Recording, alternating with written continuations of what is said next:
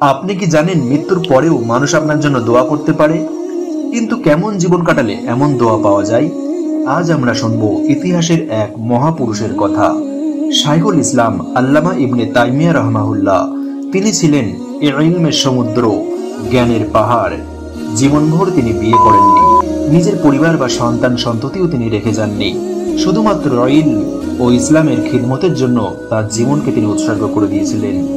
যখন তিনি ইন্তেকাল করলেন, তখন তার পাশে রক্তের সম্পর্কের কেউ ছিল না, কিন্তু তার জানাজায় মানুষের ঢল নেমে গিয়েছিল।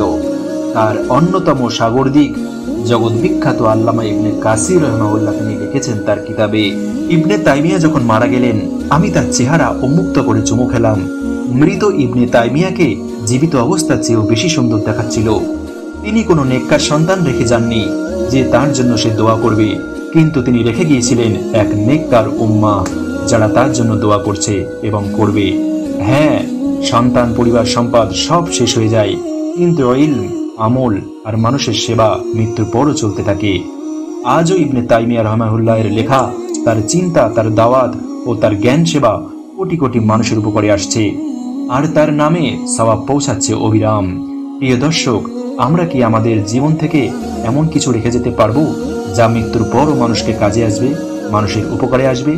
ইলম শেখানো, ভালো কাজ করা, মানুষের পাশে দাঁড়ানো বা একটি সত্য কথা লিখে যাওয়া, এসবই হতে পারে আমাদের মৃত্যুর পরের আসল সম্পদ। তাই মৃত্যুর পরে মানুষের দোয়া পেতে চাইলে আজ থেকেই রেখে যান নেক আমল, ইলম ও সেবার উত্তরাধিকার।